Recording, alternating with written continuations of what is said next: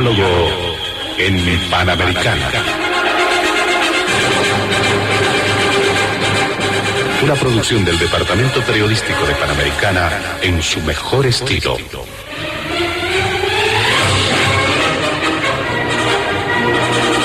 Entrevistas exclusivas sobre temas que crean expectativa general. Diálogo en Panamericana.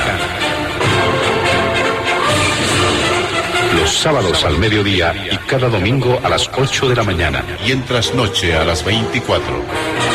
Quedan ustedes con el staff de periodistas de Radio Panamericana.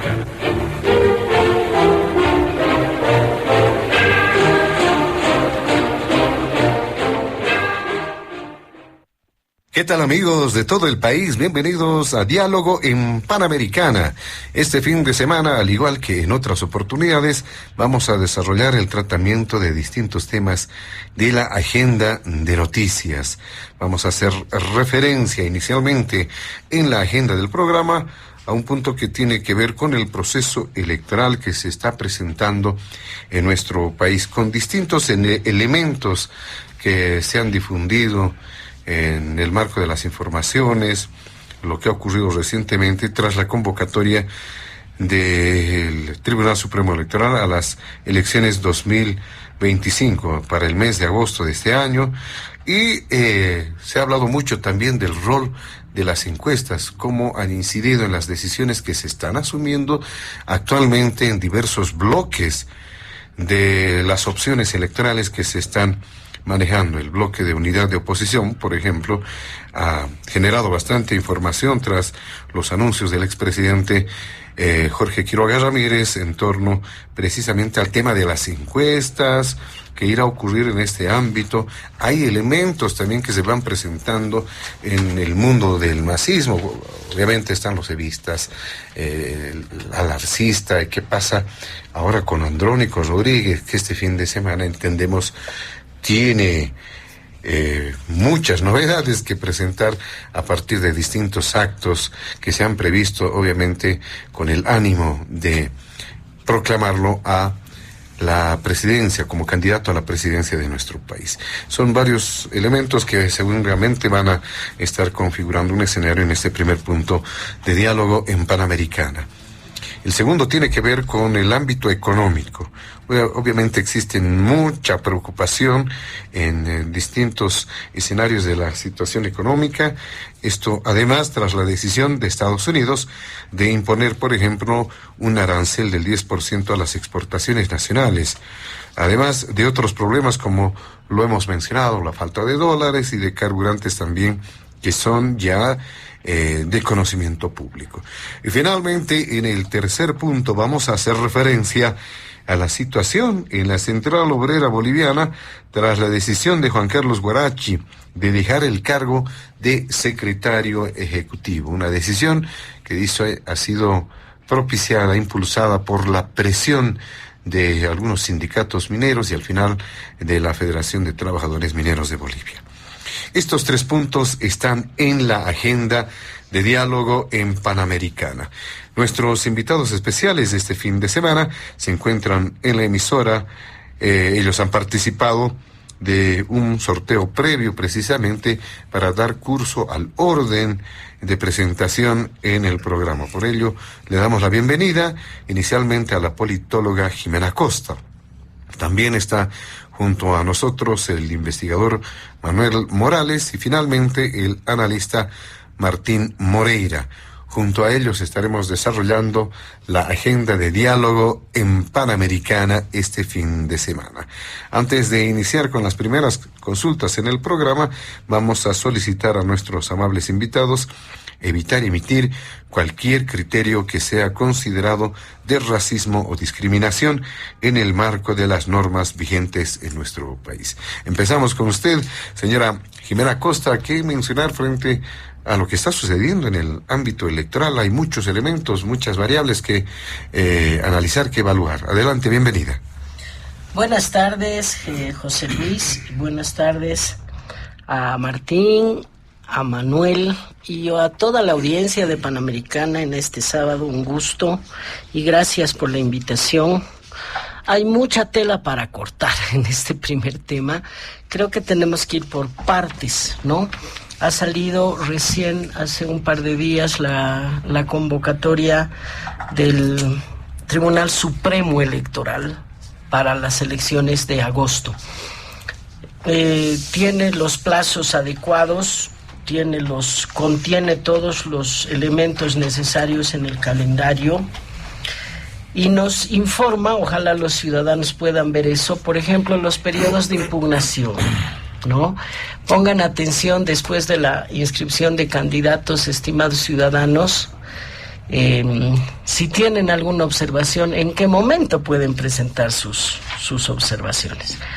Pero además, José Luis, el Tribunal Electoral, a través de las departamentales, ha estado presentando en los departamentos la nueva cartografía electoral. En realidad solo se han movido 2 escaños, uno de Chuquisaca es uno solo, uno de Chuquisaca a Santa Cruz, pero afecta a 2 departamentos. Sin embargo, se han presentado nuevos mapas. Y la verdad es que de no haber sido por algún amigo que sabe que te interesa el tema, que te llama, ni siquiera te enteras. No he visto una campaña seria para presentarle al país la cartografía y no he visto que se entregue la cartografía total, sino que se lo ha hecho de manera parcial, departamento por departamento.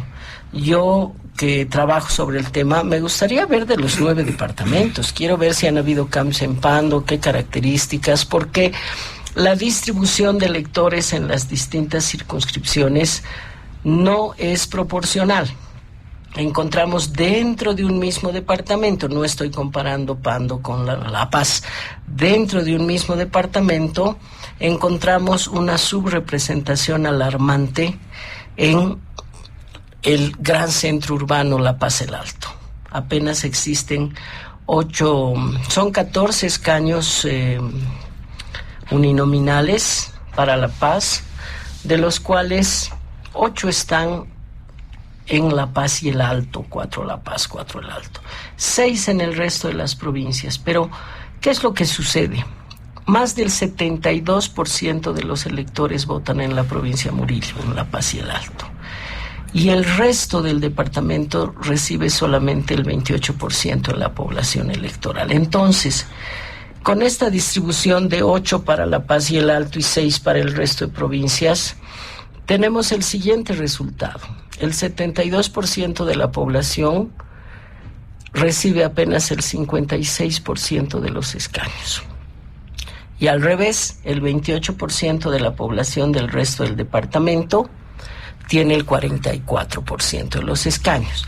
Entonces hay algunos que hablan de la sobrerepresentación rural. No sé si es por rural o urbana, porque ahora se considera urbano hasta 5,000 habitantes. El punto no es si es rural o es urbano, es el hecho de que la gran concentración de la población en la capital del departamento, en todos los departamentos, no tiene la representación proporcional a la distribución demográfica, ¿no? Tendría que hacerse una corrección en ese sentido. Sabemos que no se puede determinar con absoluta exactitud y precisión la distribución de población y de escaños, pero tiene que haber un intento de aproximar las cifras. En el Alto tenemos circunscripciones con 198,000 electores, en otras partes del departamento con 46,000, es decir, 4 veces más electores en los grandes centros urbanos y por supuesto que son subrepresentados. ¿Cuál es el resultado de esta situación? Que cada vez hay un mayor divorcio entre la sociedad y sus representantes parlamentarios, no los conocen, no saben quiénes son, ni tienen interés de averiguar, los ven como algo ajeno, distante, y no como a sus representantes, aún siendo uninominales. Entonces, este es un problema que ojalá se haya salvado. No tengo seguridad porque no hemos visto la cartografía de los 9 departamentos. Aprovecho la radio Panamericana para reclamar al Tribunal Electoral que ya debería haber hecho una publicación, una separata, y si no una separata, poner en la página web todos los mapas para que tengamos acceso quienes queramos saberlo como ciudadanos. Ese es un primer aspecto que me preocupa, que desde que arrancan no se está haciendo completamente transparente en el Tribunal Electoral. En segundo lugar, no han cambiado las normas, no ha cambiado la ley del régimen electoral ni la ley del órgano electoral, seguro cambiarán algunos reglamentos, pero seguimos exactamente bajo el mismo marco normativo que en elecciones anteriores, que contienen algunos aspectos que hasta son inconstitucionales. El hecho, por ejemplo, de que tengan que registrarse los canales de televisión en el Tribunal Electoral si quieren presentar una encuesta, realmente es un atentado total contra la libertad de expresión, porque no podría cualquiera difundir una encuesta. Es un poco esa idea de tutelar a los ciudadanos, de autorizar lo que pueden o no pueden ver, no tomar en cuenta que el ciudadano tiene el cerebro y la racionalidad para creer o no creer en una encuesta, ¿no? Si lo quieren manipular con una encuesta, lo vamos a proteger al ciudadano como si fuera un niño de 5 años y no vamos a permitir que le muestren la encuesta. Es una acción inaceptable desde mi punto de vista contra los derechos civiles que tenemos los bolivianos, pero así está la cosa. Y esto nos lleva a la situación de la unidad. Hemos pasado por una época, para mi gusto, desagradable, en la que no una encuesta, sino 3, porque una es tuya, la otra es mía, la otra sea de los dos, que da la sensación de que ni siquiera en una alianza se ha logrado generar confianza entre los miembros. Yo me pregunto si Tuto y Samuel no se ponen a pensar que esa actuación de pelearse entre ellos, competir entre ellos y tener no sé cuántas encuestas, no le va a dar al ciudadano una sensación de desconfianza. Yo creo que deberían reflexionarlo.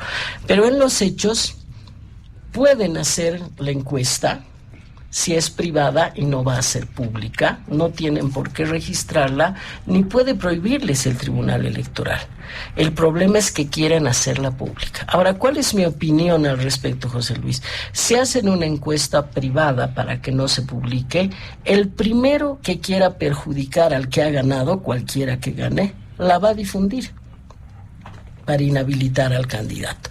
Entonces, no es razonable a estas alturas que definan por una encuesta, debía ser antes de la convocatoria, pero me parece también inaceptable que no haya, yo diría, la madurez política para sentarse y tomar una decisión y no tener que buscar cualquier otro tipo de instrumento que no sea el compromiso con el país, con la democracia y la generosidad de pensar qué es mejor para el país. No importa quién vaya adelante.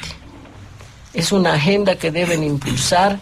Puede ir Tuto, Samuel, Amparo Vallivian, Vicente Cuellar, quien quiera que sea miembro de la unidad.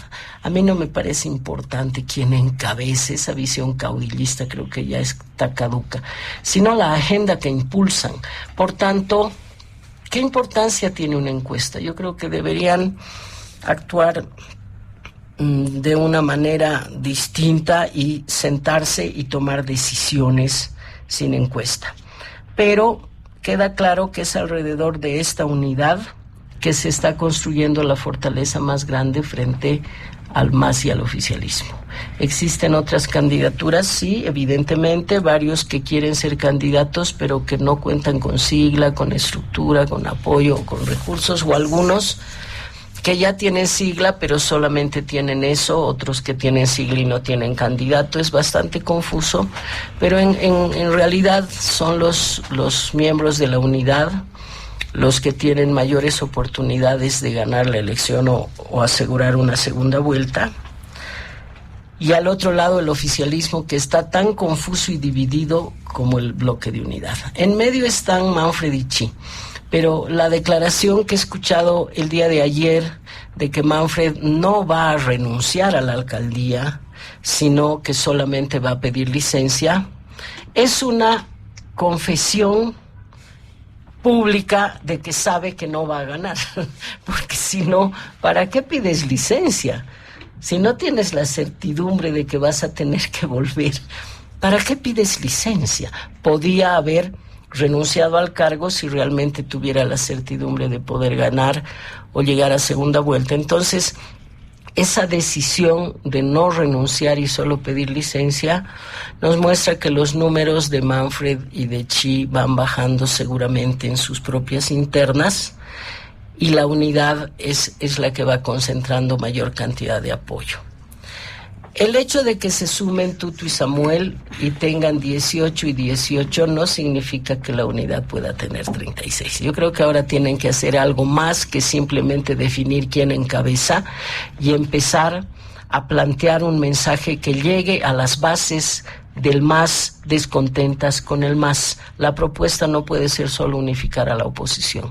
Tiene que ser articular el descontento frente a ese fracaso del proyecto político masista. El MAS no tiene candidato. No sé qué podría opinar y discutir al respecto en este programa, porque Luis Arce, el candidato del 1%, debería realmente pensarlo, a no ser que controle el Tribunal Electoral el cómputo y el resultado, ¿no? Porque de otra manera, un candidato del 1% no se aventura en una candidatura, ¿no? En lanzarse a la candidatura y hacer campaña.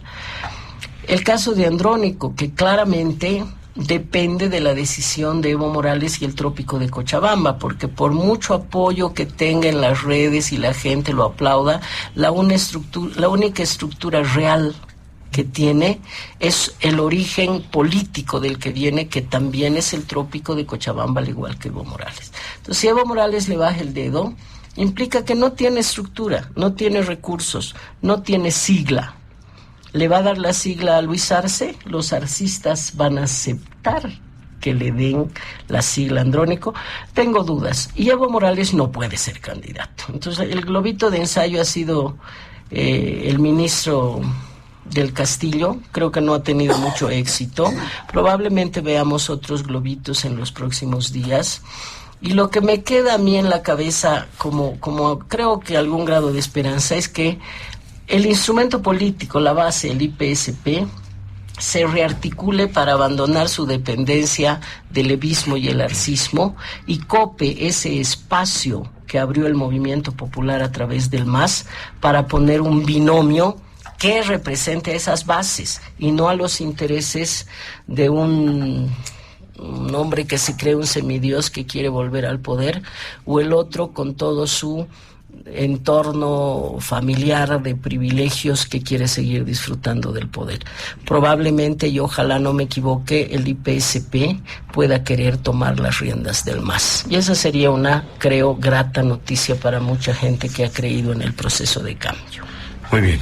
A partir de lo último lo que ha mencionado la señora Jimena Costa, que mencionar don Manuel Morales, efectivamente, ¿podemos estar hablando de todavía del bloque de unidad o con lo que ha ocurrido hasta el momento ya es el inicio del fin, por lo menos de este bloque, de ese mecanismo de articulación de la oposición?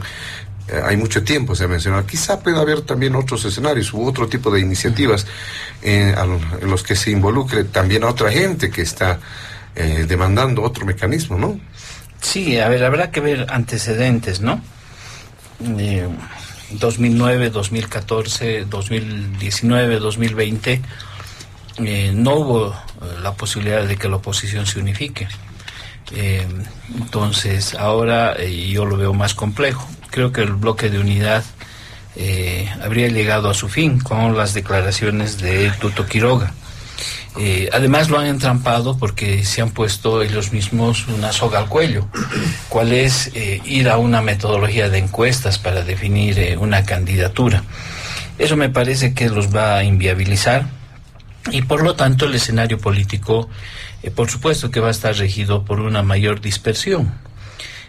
No creo que haya un polo que se llame bloque de unidad en los próximos días. Más bien vamos a ver una proclamación abierta de Tuto, de Samuel, de Manfred y de otras expresiones menores. Lo que están jugando ellos es a repetir estrategias ya derrotadas durante el 2009, 2014, y por supuesto que hay puede haber intenciones caudilistas, ¿no?, en estos actores, pero yo considero que detrás hay fuerzas económicas que se están moviendo.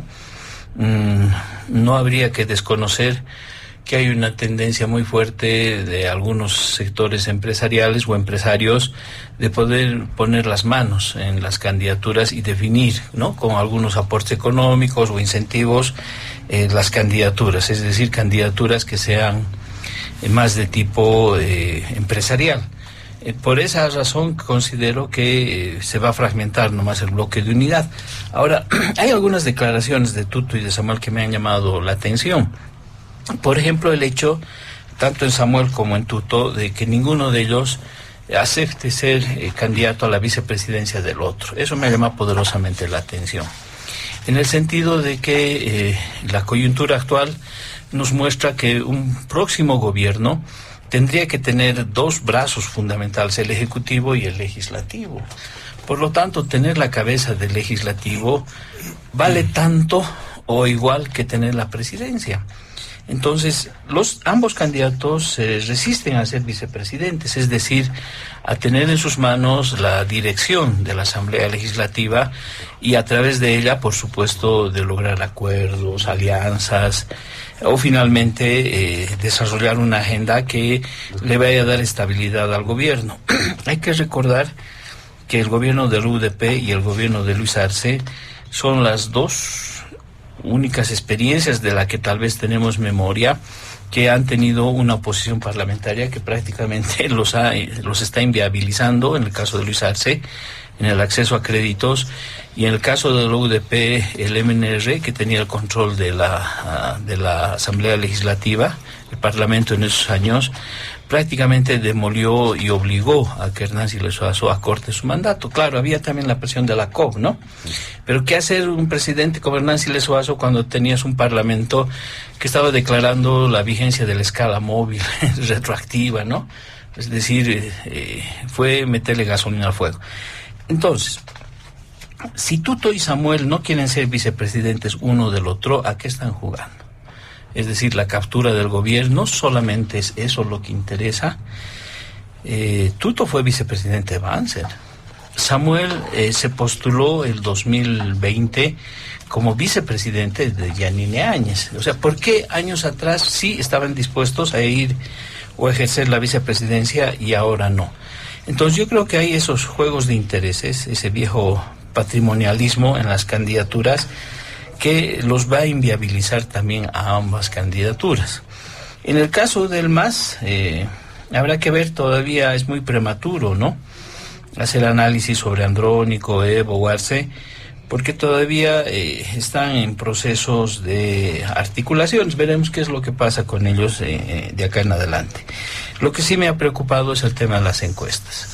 La encuesta del señor Marcelo Claure tiene visos de ser una encuesta manipulada y manipuladora, porque él ha anunciado que era la encuesta más grande en la historia del país, 5,000 personas encuestadas, y nosotros hemos participado en 2019 de 2 encuestas que se ha hecho por Jubileo, el Canal Universitario y la UNSA, con un conflicto de por medio con el Tribunal Supremo Electoral. María Eugenia Choque, la presidenta, prohibió la difusión de la primera encuesta, que tenía 14,000 personas encuestadas a nivel nacional, y luego la segunda encuesta de 15,000 fue prohibida en su difusión. Entonces Marcelo Claure no tiene pues la encuesta más grande de la historia del país. Segundo, habla de que era una encuesta de 112 provincias. ¿Y dónde están los resultados? Miren, con una encuesta de 112 provincias tienes la radiografía absoluta del voto o de las tendencias o de las inclinaciones en todo Bolivia. Podrías haber establecido el voto en el Chaco, podrías haber establecido cómo van a votar los yungas, por ejemplo, cuál es el aporte o los fortines electorales de Evo, será el Chapare, el norte de Potosí, qué es lo que pasa en el Beni, y nada de eso se ha explicado, lo cual me lleva a la conclusión de que es una encuesta manipulada, una encuesta mentirosa, y eso nos lleva al Tribunal Supremo Electoral, ¿no?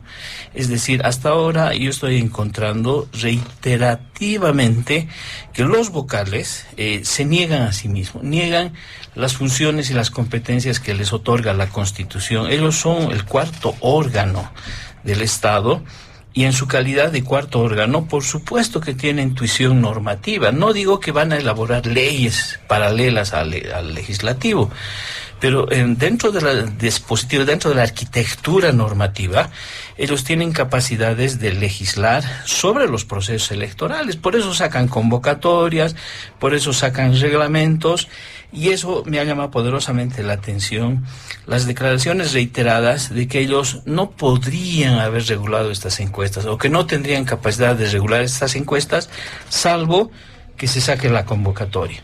Es decir, ellos aceptan ser neófitos en la regulación y han permitido que estas encuestas se vayan desarrollando previa a la convocatoria. Y de ahí saltamos a este tema. Entonces, el Tribunal Supremo Electoral ¿va a garantizar que esta sea una elección transparente? Y mi respuesta es no. Y tengo la siguiente información y los siguientes antecedentes. Primero, se comprometieron en 7 oportunidades a que iba a haber una auditoría al padrón electoral. Les menciono rápidamente, a ver, de memoria. El CONADE el año 2020 solicita la autorización para una auditoría independiente sin costo alguno al Tribunal Supremo Electoral. Nunca hubo respuesta. El año 2024, Oscar Hasenteufel denuncia que ha habido una filtración en la seguridad del Ceresi y que por lo tanto van a hacer una auditoría forense a la base de datos del Ceresi, que ha sido vulnerada por 20 funcionarios. Nunca ha habido la auditoría forense. Luego dice que CAPEL va a hacer la auditoría al padrón electoral. Jamás se lo hizo.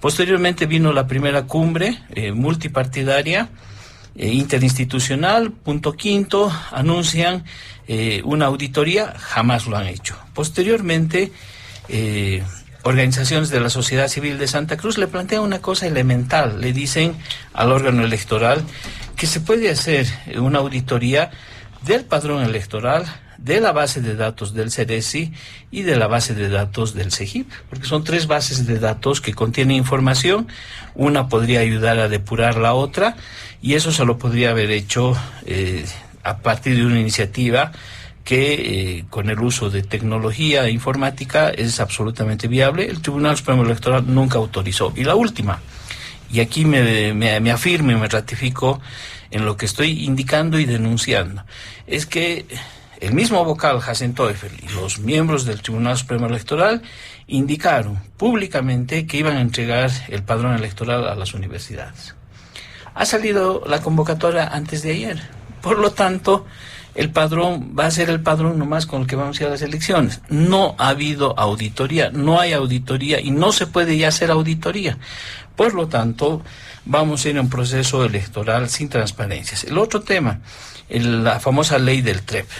Igual, el 2016 ha habido TREP, el 2019 ha habido TREP, el 2020 hubo TREP, lo suspendieron, y en la última elección judicial, y tengo la documentación que me respalda, hicieron 5 simulacros al interior del órgano electoral, convocando a todos los funcionarios de los tribunales departamentales y el Ceresi, 900 personas, para hacer el simulacro del TREP. ¿Esto qué significa? Que el órgano electoral tiene a su interior un dispositivo que se llama TREP, le pueden poner otro nombre, e hicieron las pruebas correspondientes. Y ahora resulta que en la última cumbre, y los vocales salen a la opinión pública a decir que tiene que haber una ley, que tiene que haber 10 millones de por medio para financiar un nuevo TREP, y que finalmente en esa ley, que uno tiene la obligación de leerla, es nuestra obligación como analistas, como defensores de la democracia, como precandidatos o como ciudadanos de a pie, uno lee la ley que propone el Tribunal Supremo Electoral al Parlamento y resulta que los resultados del TREP se van a conocer 3 horas después del cierre de las elecciones, que se va a crear un centro de datos donde toda esa información va a ir, un centro de datos del órgano electoral, y que después de las 3 horas este centro de datos lo va a procesar, lo va a lanzar, no va a haber transmisión directa, y señalan que además va a haber una comisión interinstitucional conformado por CAPEL, por el PNUD y otras instancias, para darle validad a los datos que va a salir de esta base de datos, de este centro de datos del órgano electoral. Y finalmente uno tiene 2 dedos de frente y claramente uno puede darse cuenta que lo que van a publicar como TREP con esa ley eran resultados de un TREP, pero no iban a publicar las actas. Para eso estaba esa comisión internacional o institucional que iba a dar validez. Entonces, no estamos entrando a un proceso transparente electoral. Y 2 cositas más quiero terminar. Comparto lo que decía Jimena en el tema de las circunscripciones. Nosotros hemos estado denunciando que hay una asimetría.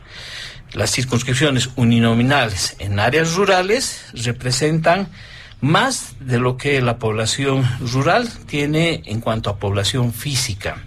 En ese contexto son 33 escaños uninominales rurales, son 20 escaños uninominales urbanos y 10 escaños uninominales mixtos.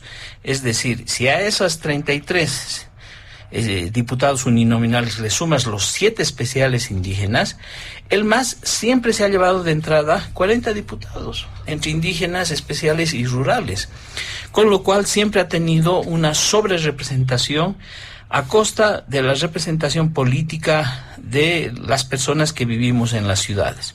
Esto se suponía que debería haber sido modificado con el nuevo diseño de las circunscripciones, y esperábamos, como dice Jimena, esperábamos de buena fe, en honor a la transparencia que le debe el órgano electoral a la ciudadanía, que se publiquen, que tengamos acceso de manera informada a toda esa información, pero ahora resulta que con la convocatoria el órgano electoral ha sacado una resolución donde cierra el proceso de definición de las circunscripciones. Es decir, si ahorita descubrimos que hay irregularidades, a llorar al río, como se dice vulgarmente. Es decir, el órgano electoral ha cerrado esa puerta, no lo ha informado de manera transparente con la debida antelación, y ojo, ponemos en conocimiento los partidos políticos, absolutamente de todos, que tenemos que tomar una decisión desde el ámbito político para hacerle estas preguntas al órgano electoral,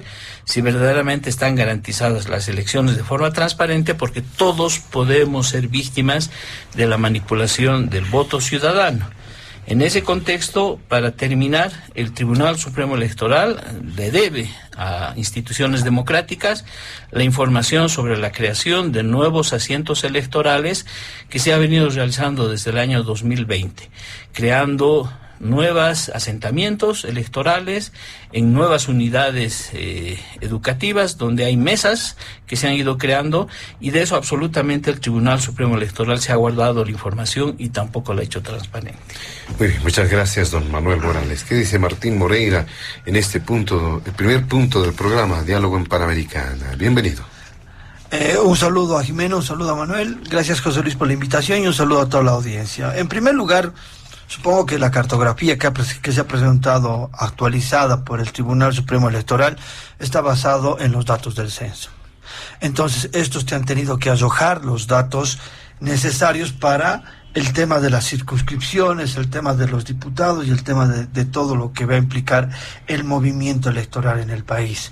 Si el tribunal, si hay los partidos políticos y los analistas necesitan o requieren mayor información, creo que considero que el Tribunal Electoral está dispuesto a dar la información necesaria para validar un hecho democrático como el que se va a vivir en Bolivia. Pero también tenemos que decir que no podemos empezar, y eso me llama mucho la atención, de empezar un proceso como el que están haciendo en Bolivia, que es las elecciones 2025, con ya amenazas de fraude, ¿no? O sea, de manipulación. Creo que primero se tendría que hacer, como dijo Manuel, las preguntas al Tribunal Electoral.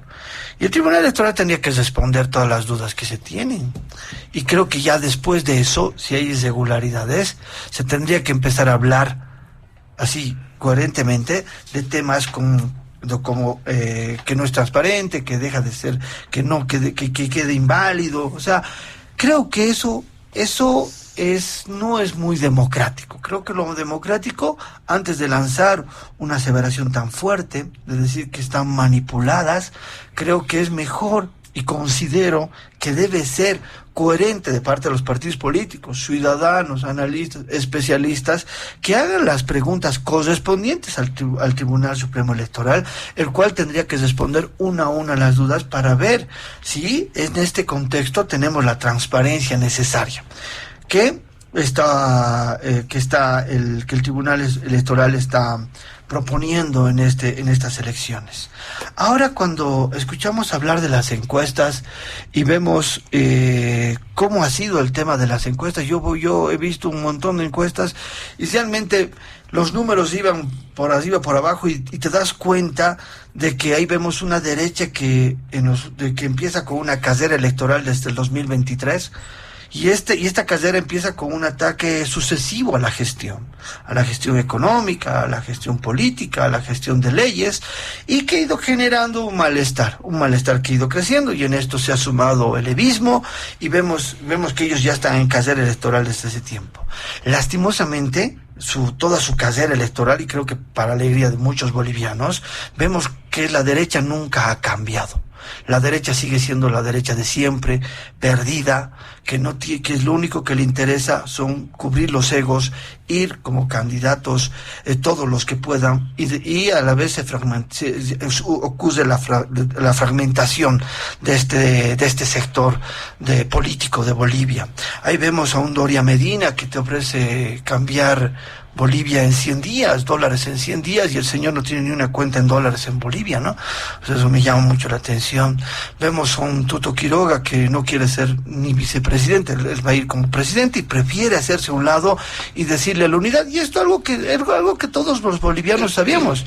Tuto Quiroga nunca va a ser, o nunca va a ir acompañado de Doria Medina, y Doria Medina nunca va a ir acompañado de Tuto Quiroga, por el mismo hecho de que esta unidad ha sido una orquestación marquetera para ver si lograban o superaban el 18%, algo que no ha pasado.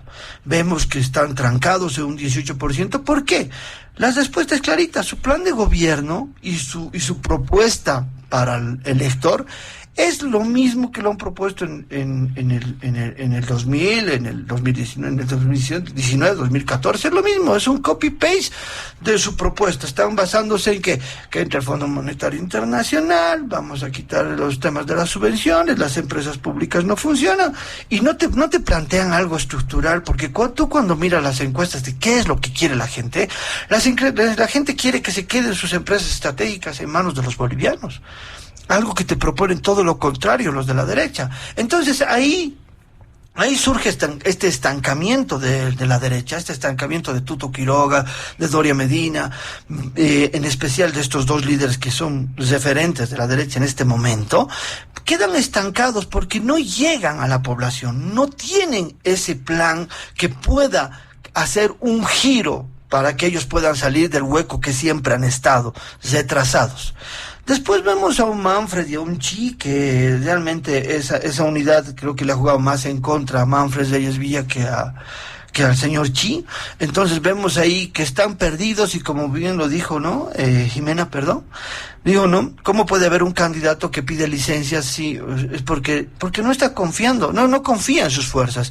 Y esa es una traición para sus electores. Él directamente debería dimitir.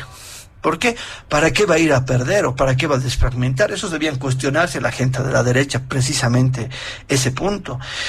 Y después vemos aquí al otro lado, vemos ya a un Andrónico Rodríguez, realmente que sigue siendo el títere de levismo, ¿no? Creo que realmente es una pena que un líder joven con tanta proyección política pueda caer en la manipulación, pueda caer en este juego perverso del levismo, ¿no? Y ahora hay noticias, ¿no? Que este candidato se quiere postular.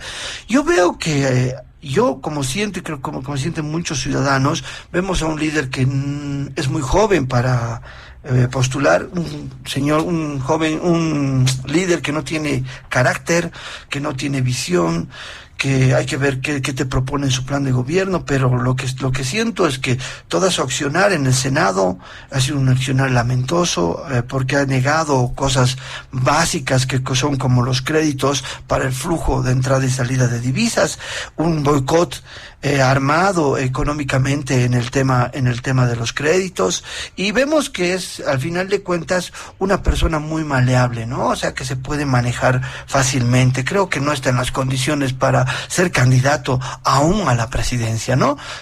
Le falta formación, en otras palabras. Y aquí vuelvo a las encuestas, ¿no? Veo las encuestas ahí y lo ponen a un Arce, ¿no?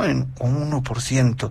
A mí me llama mucho la atención, cuando Arce nunca, hasta el momento, no se ha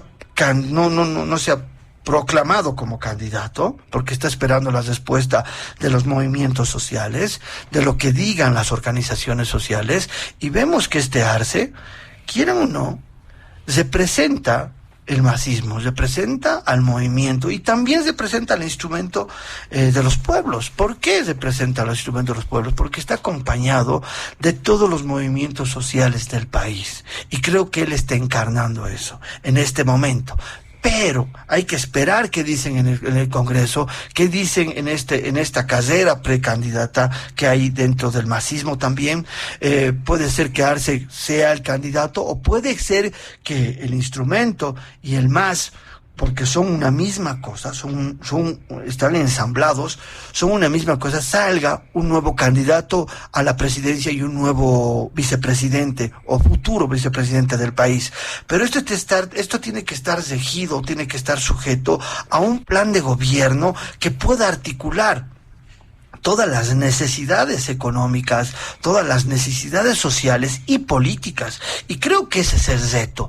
Creo que la espera que tenemos en este momento es para ver ¿qué nos va a ofrecer el MAS? Vemos a una derecha ahora perdida, pero vemos a un movimiento al socialismo que se está rearticulando, que se está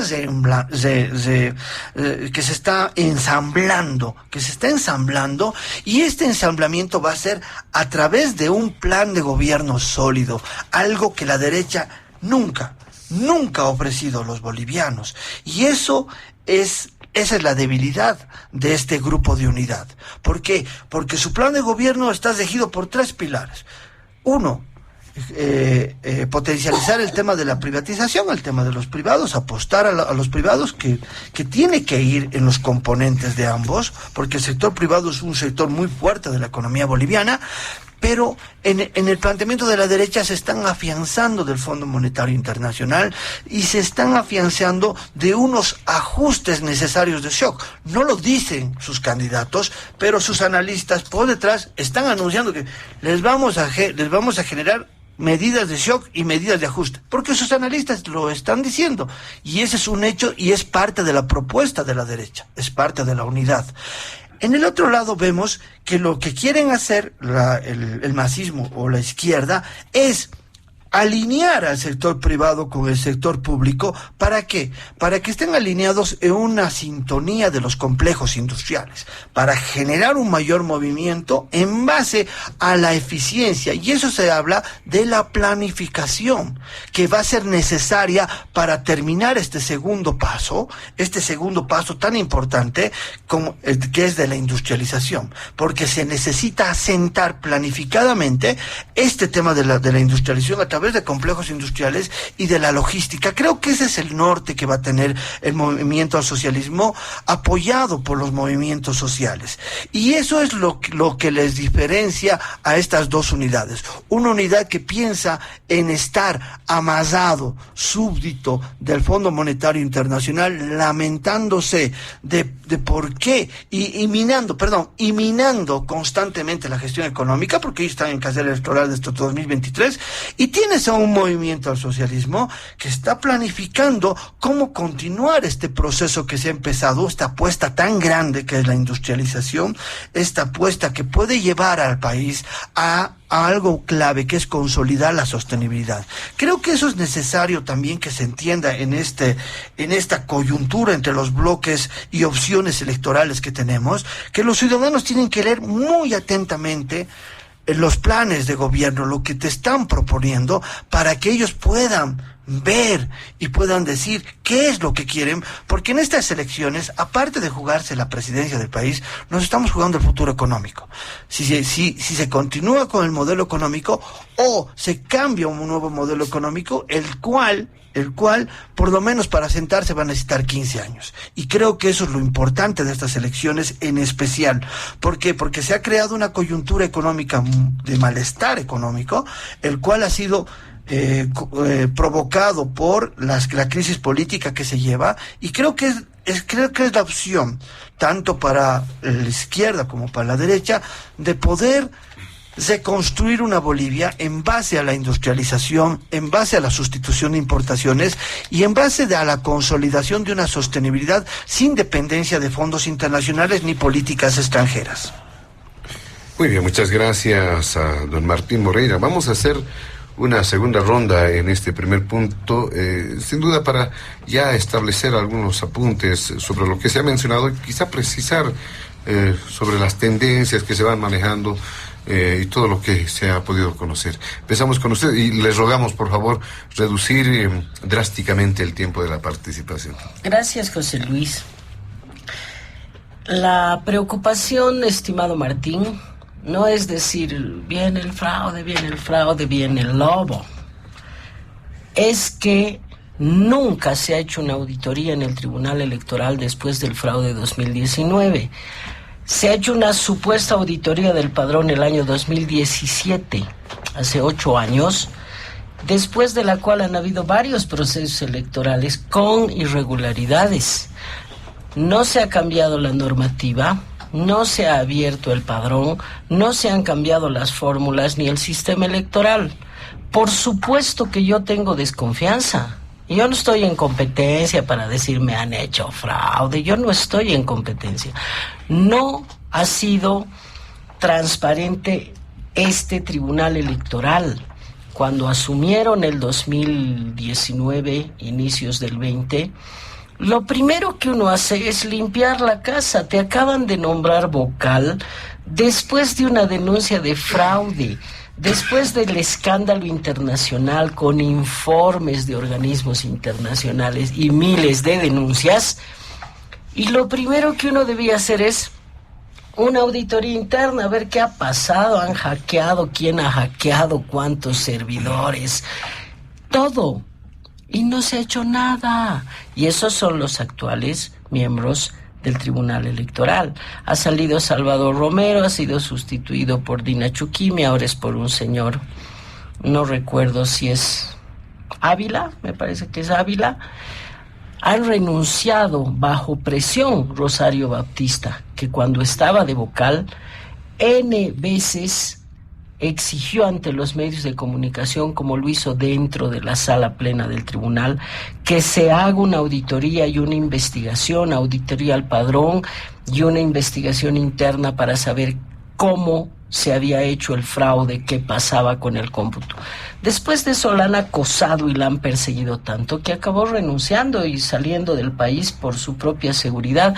Luego ha renunciado María Angélica Ruiz. Los que quedan son los que debieron haber limpiado la casa y no lo hicieron.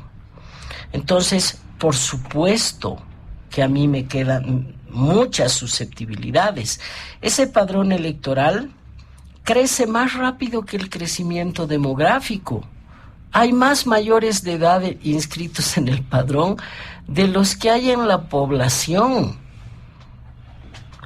Y hay miles de denuncias de que los que depuran los vuelven a meter, hasta los muertos votan. Es un censo o un padrón tan fantástico que vivos, muertos y zombies pueden votar. Entonces, claro que yo tengo desconfianza. Lo que me sorprende es que los partidos políticos, especialmente los candidatos, escuchan campaña, elección, y no escuchan nada más. Es como que les gusta tanto estar en campaña que no se dan cuenta que si no se exige transparencia al organismo electoral y un árbitro independiente y todas las condiciones que deben darse para una elección transparente, van al cadalso. No importa quién sea el candidato, si es bueno, si es malo, si es el uno o es el otro, si no tienen la certidumbre de que el cómputo y los resultados van a ser fieles a la decisión del elector. Si los partidos no reclaman, y por ejemplo les gustaba tanto Salvador Romero de presidente del tribunal, ¿cómo no han reclamado que Salvador Romero no haga una auditoría al proceso electoral del 2019? Entonces, por supuesto que a mí me genera desconfianza. Total. Encima, yo he estado presente cuando se han designado a los vocales departamentales. Yo todavía era diputada. Y te puedo afirmar que la decisión en ese momento, el MAS tenía 2/3, ha sido, como manda el estatuto del MAS, solo nombrar a los que son afines a ese partido para la función pública, en este caso de los tribunales electorales departamentales. La gran mayoría de los vocales departamentales son azules, todos son pitufos. ¿Y quiénes hacen el cómputo? Los departamentales, no el Tribunal Supremo Electoral, que recibe y valida los informes. Incluso con resoluciones internas modifican los resultados de las mesas en los tribunales departamentales a la hora del cómputo. Y encima, Martín, a pesar de que las leyes dicen que se rigen por el principio de publicidad y transparencia, cierran el acceso a los ciudadanos el día del cómputo. Me consta. Vas, si quieres entrar al hotel o al FIPAS en el Departamento de La Paz para ser testigo del cómputo y no te dejan. Algunos miembros de la prensa seguramente, a mí como diputada me han dejado pasar, pero ¿y los ciudadanos tienen derecho a ingresar a ver el cómputo? Todas estas cosas son irregulares. Las observaciones que ha hecho la OEA cuando la auditoría del 2017 han dejado una larga lista de recomendaciones de cosas como que ciertos programas eran obsoletos, especialmente los de seguridad, y sin embargo, ¿tú has recibido información de que eso se haya corregido? Si te la han dado a ti, voy a suponer que solo se la dan al oficialismo, y eso me parecería inaceptable, ¿no es cierto? Entonces, sí tengo susceptibilidades y ojalá que los actores, que son los partidos, pusieran un poco más de atención en el tema, porque sí los ciudadanos ponemos atención. Quisiera hacer un comentario respecto a esto de que Tuto no quiere ser vice de Samuel ni Samuel de Tuto. Y esto podría ser criticado como lo haces, Manuel, pero para mí es una buena noticia, porque cuando miras las alianzas en las que se reparten la torta, el resultado ha sido muy malo. Sin embargo, si deciden que vaya a la cabeza Unidad Nacional o Samuel Doria Medida deberían tener la libertad de seleccionar aquellos cuadros decisores que van a acompañar el proceso. Y todos los demás deben acompañar y fortalecer ese proceso. Si va Tuto, que Tuto decida quién lo acompaña en la vicepresidencia, va a decidir en el gabinete. Que no haya una repartija de la torta, que haya una agenda que no importa quién gane, esté comprometido a cumplir. Entonces, eso de que no vayan el uno con el otro, me parece que está bien, por las cosas que uno ve internamente en las alianzas, pero al mismo tiempo, debo decirte que yo estoy a favor de que se cumpla la Constitución en el artículo que dice, son varios artículos, no es uno, que debe haber paridad en todas las listas de candidatos. Paridad significa que si son 10, 5 son hombres, 5 mujeres, y un ratito, el binomio son 2, no es uninominal, no es un solo candidato, es una lista de 2, y por tanto debería haber un hombre y una mujer y un hombre en el binomio. Entonces yo no estoy de acuerdo en que vayan 2 hombres en ningún binomio, porque constitucionalmente y sobre todo porque somos más de la mitad de la población, nos corresponde el derecho a ser igualmente representadas. 2 mujeres. No, tampoco. Tienen los hombres derecho a ser representados. Yo creo que eso de que todos los binomios sean solo hombres y pues quieran poner una mujer de adorno en medio del proceso, me parece inaceptable. Ojalá fuera Amparo Vallivian la candidata de la unidad. A esta me encantaría, y creo que a mucha gente. Por el otro lado, el hecho de que el Tribunal Electoral solo pueda opinar de las encuestas a partir de la convocatoria, ya me parece mal, Manuel. Porque si existe una democracia sólida, como dicen, y libertad de expresión, libertad de pensamiento y todas las libertades civiles y derechos, podrían los que quieran publicar las encuestas que quieran, y el que discierne y decide en lo que cree es el ciudadano. No se lo tutela el tribunal. Entonces, ya me parece mal que tengan que registrarse los medios, las empresas encuestadoras, papá Estado que me diga si puedo hacer encuesta. Imagínate tú si tuvieran que estar controlando las encuestas antes del periodo electoral. No tienen esa competencia. El Tribunal Electoral es la autoridad mayor durante los procesos electorales. No puede tomar decisiones fuera de ese momento, esa coyuntura, respecto a quién quiere o no publicar una encuesta. Sería inaceptable dónde están y quedan las libertades y derechos ciudadanos. Al menos yo creo que hay que achicar el Estado. No estoy de acuerdo con eso. Ahora, cuando Martín dice, cualquiera puede ir al tribunal y pedir la cartografía. Martín, estás hablando de otra cosa. No estás hablando de que yo como investigadora tengo derecho a ir a preguntar y voy y me dan. Estoy hablando de la obligación de transparencia que tiene el tribunal de darle la información a toda la ciudadanía. No al investigador que quiere ir o algún curioso. No porque alguien quiera pedir y le den, sino porque tiene la obligación de darles a todos si quiere actuar bajo los principios de transparencia y publicidad. Público, circular de manera pública. Creo yo que estamos invirtiendo la lectura. Es su obligación informarnos, no es que nos prohíban pedir la información. Y está muy mal que no lo hayan hecho de esa manera. Ahora, cuando tú dices que el objetivo, lo último del plan actual es alinear las empresas privadas o a los privados con las empresas públicas, ¿sabes qué me ha venido a la cabeza en cuanto te he escuchado? Negocios, Marcelitio, alineemos a los privados para hacer negocios. Creo que no te ha salido bien esa frase. Muy bien, gracias, señora Jimena Costa, que dice también Manuel Morales, cerrando este primer punto, por favor, sus puntos de vista, sus apuntes. Sí, en el ánimo del debate y la complementación, hay una fecha, ¿no?, que han puesto los del Tribunal Supremo Electoral, que es que una vez que se sorteen los jurados electorales, el Tribunal Supremo Electoral se ha comprometido a entregar a los partidos el padrón electoral saneado. Es decir, tampoco lo van a cumplir, porque como no ha habido el proceso de auditaje, que tú además lo has colocado en un contexto histórico, es decir, el tribunal va a incumplir una promesa que les está haciendo a los partidos. Y bueno, entonces estaremos atentos el día en que se sorteen los jurados electorales, qué es lo que va a pasar en este término. Es cierto lo de...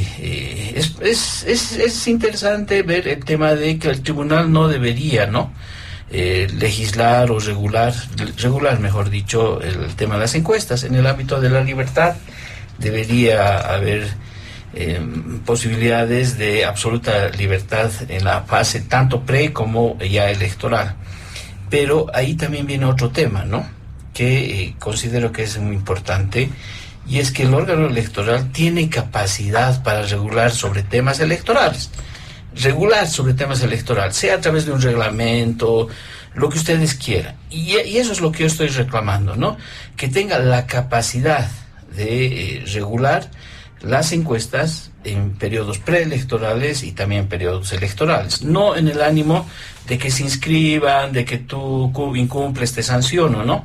Pero debe dejar el órgano electoral de estar en una anomia permanente. Y voy a poner otro ejemplo más de la necesidad que tiene o que tenemos que el órgano electoral se ponga los pantalones y ejerza sus capacidades constitucionales. El tema, por ejemplo, del uso de los recursos económicos en estas movilizaciones, marchas, concentraciones, proclamaciones. ¿Cuándo el tribunal va a poder controlar, verificar, ¿no?, que se están en este momento utilizando recursos, ¿no?, económicos para ese tipo de concentraciones? Son aportes voluntarios. ¿Quién está financiando a los actuales candidatos o precandidatos que están haciendo concentraciones? Todos, ¿no? A todos, absolutamente todos. Pero también a la gente del Estado, a los funcionarios públicos, que se les cobra, ¿no?, por concepto de militancia, etcétera. Ahora bien, este es un tema, no es un tema menor, porque tiene que ver con el financiamiento y cómo operan los partidos políticos. Entonces, ahí también yo veo otro vacío, ¿no?, en el que el Tribunal Supremo Electoral por sí solo se cruza de brazos, porque seguramente van a decir no hay ninguna norma, ninguna ley que nos permita hacer la fiscalización.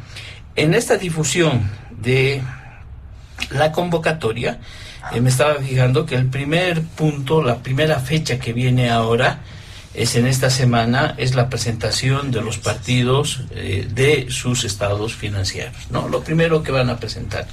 No sé si ahí presentarán qué gastos previos han estado haciendo en estos días, o no lo harán. Todos tienen que presentar, ¿no? Entonces, yo ampliaría un poco mi comentario hasta ahí. Muy bien, muchas gracias, don Manuel Morales. ¿Qué dice don Martín Moreira en este primer punto para cerrar el mismo? Para continuar en esto, ¿no?, quisiera yo empezar y responderle a Jimena. Creo que me muestras excusas, querida Jimena, porque al final de cuentas ya estás diciendo que que va a haber que se va a necesitar, o que va a haber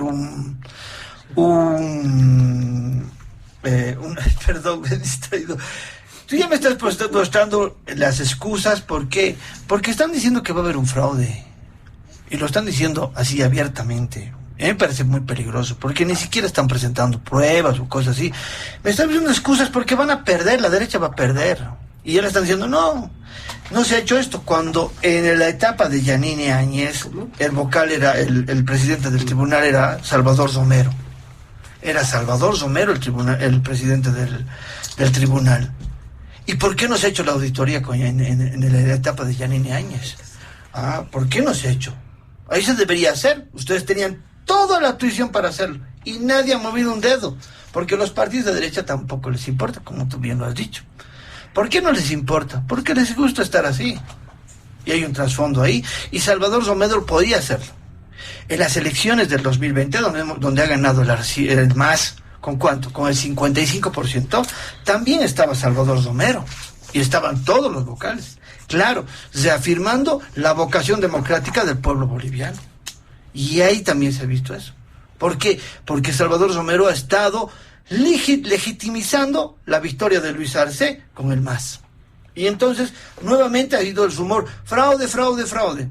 Entonces, yo, cuando me dicen esas cosas de esto va a ser, esto está ocurriendo, esto está mal, esto hay que sanearlo. Pero ¿por qué no lo han hecho en su momento? Ustedes estaban dentro, la derecha estaba manejando y podía hacerlo tranquilamente con Salvador Romero y toda la gente que estaba ahí. Podían hacer eso, o no, o me equivoco. Cuando hablamos de las encuestas, sí, hay que decir que en Bolivia no hay libertad, y eso te digo en forma irónica. En Bolivia hay mucha libertad, al contrario.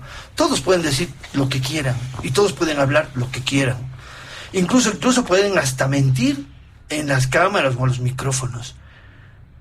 Pero cuando el tema de las encuestas han empezado a reflejar que un manipuleo, ahí vemos la encuesta del señor Claure, es una encuesta que no tiene nada de verdad, es una encuesta armada, es una encuesta para un fin personal, incluso empresarial, me animaría a decir. Eso es lo que se está buscando con las encuestas mentirosas, encuestas especulativas. Ahora, cuando hablamos, por ejemplo, que lo ponen a Luis Arce al final en todas las encuestas, ¿por qué? ¿Por qué lo ponen a Luis Arce? ¿Por qué lo quieren delegar al MAS? ¿Por qué quieren hundirlo al MAS? Porque tienen miedo del plan de gobierno que va a presentar y que la gente lo va a apoyar, porque ese plan de gobierno va a estar sólido con hechos concretos que se han hecho en este gobierno. Reafirmar nuevamente el tema de la reestructuración y el plan de reactivación del upstream, que es clave para el futuro de los bolivianos. Y los bolivianos lo sabemos. ¿Por qué? Porque cuando se ha salido la encuesta de ¿qué prefieres? ¿Vender las empresas públicas estratégicas o que se queden en manos del Estado? Que se queden en manos del Estado. Y hay eso del Marcelitio. Quisiera que me muestre una prueba encima de la mesa, que hay, que se tiene esto. Si me muestras una prueba, realmente te creo, porque yo no estoy yendo ni con el MAS, simplemente te estoy diciendo que cuando hay que especular o hay que decir algo, lo hay que hacer con pruebas, y con pruebas sobre la mesa, querida Jimena. Porque no puedes estar especulando, o no se puede estar especulando de temas tan graves, que si es que el tema, hay temas de corrupción, ahí está la justicia, y ahí están las personas. Si tú tendrías pruebas, vas a la justicia y le dices, señor, aquí está mi pruebita para este tema. Claro, y se procede un juicio, o miento. Creo que ese es el camino antes de la especulación. Cuando yo hablo de alineación, ¿qué es la alineación? Estamos hablando que en Bolivia los sectores que más han lucrado, o los que más han generado excedentes, es la agropecuaria, la banca y la minería. Y en estos 20 años así ha sido. ¿Qué se necesita? Se necesita que estos sectores, conjuntamente con el Estado, trabajen ¿para qué? Para la participación de un crecimiento conjunto en base a un modelo económico y con fines reales, que vaya en beneficio ¿de quién? De los bolivianos. Y creo que eso es lo más acertado posible que podría ir un planteamiento de gobierno, porque los bolivianos, ¿qué queremos? Que tanto privados y públicos trabajen por consolidar la sostenibilidad a futuro.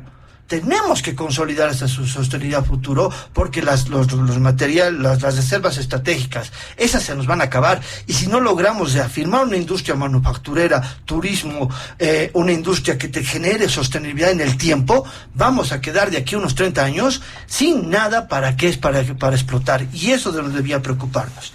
Y algo para cesar, y creo que eso es necesario hablar. En ningún momento hay un candidato del MAS para que se diga que se está haciendo proclamaciones, que se está pidiendo a los empleados públicos que den cuota. Aquí no hay un candidato y no hay una proclamación, en ningún momento. Y cuando se habla de este tema, se necesita decir y se necesita hablar con la verdad, porque el candidato del MAS va a salir ¿de dónde? Del fruto y del corazón de los movimientos sociales, porque va a estar en base a una propuesta programática que la gente desea, que la gente quiere, porque la gente ¿qué quiere? Quiere bienestar, no quiere que le vengan a decir, mañana vengo y te voy a ajustar todo, porque supuestamente en 15 años vas a estar mejor, como les han vendido como ha vendido el señor Milei, y a los primeros que ha apretado es a los jubilados, ¿no ves? Entonces creo que aquí, en este mar de candidatos, en este mar eleccionario que tenemos, se están empezando a generar especulaciones porque la derecha se ve ya nuevamente derrotada y van a salir con el fraude. Y lo van a hacer. Y yo sé que lo van a hacer. Después me dicen que la OEA, pero la OEA no ha participado y no ha avalado el gobierno de Yanine Áñez, que era ilegal. Ojo, y no ha avalado el golpe de Estado, y también ha avalado las muertes de Sencati y Sacaba. O sea, ese órgano no me representa, y no representa a muchos bolivianos. Y también tenemos que decir que creo que el reto del movimiento al socialismo y el ICPP es, uno, que tienen que generar un plan de gobierno que sea totalmente distinto a lo que ya está en la mesa. Y eso tiene que ser parte para generar la unidad, para ver si se puede continuar con este modelo. Creo que ese es el reto. Y ese es el reto que está en la mesa.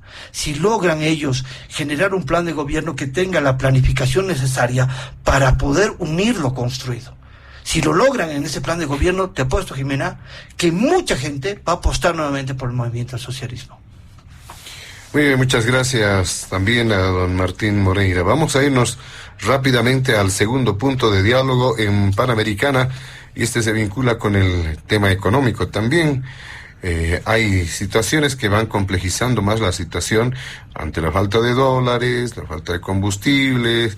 Ahora una nueva decisión desde Estados Unidos que de alguna forma puede afectar, dice, a las exportaciones nacionales con ese arancel del 10%, al igual que se ha colocado a otras naciones de Sudamérica, o otros niveles también, y otras decisiones asumidas por el presidente Trump. ¿Qué dice la señora Jimena Costa en este segundo punto? Adelante. Gracias, José Luis. Voy a entrar al segundo punto en 2 minutos, porque hay dos cosas que están pendientes. Primero, Martín, no sufras tanto.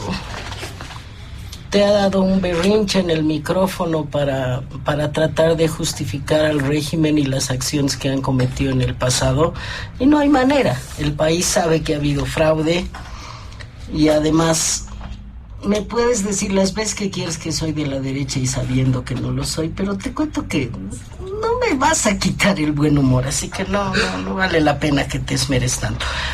Quería mencionar algo. Manuel mencionó el tema de sorteo de los jurados electorales. Siempre van veedores, van observadores, ojalá vayan los del CONADE y todo. Y todos ven cómo corre el algoritmo y se selecciona aleatoriamente en el padrón a los jurados, pero nadie mira cómo hacen el algoritmo. Me parece de fondo, porque cuando estaba en la Cámara he recibido denuncias de que puedes diseñar el algoritmo y así dicen, se ha hecho, estimado, no lo puedo probar porque yo no sé de algoritmos, que tú simplemente diseñas el algoritmo de tal manera que cada tercer jurado aleatoriamente seleccionado salga del padrón del MAS, por ejemplo, ¿no? De tal manera que si tú quieres puedes poner a 2 de 3 del padrón del MAS, y la mayoría de los jueces ciudadanos pueden ser militantes. Entonces yo quisiera pedirles a los observadores que no vayan solamente a ver cómo corre el sistema, sino cómo se diseña el algoritmo. Me parece fundamental. Y por último, Martín, reclamabas decir cómo que se usa recursos públicos, que se está utilizando recursos del Estado. Te voy a leer el artículo 126 vigente de la Ley de Régimen Electoral.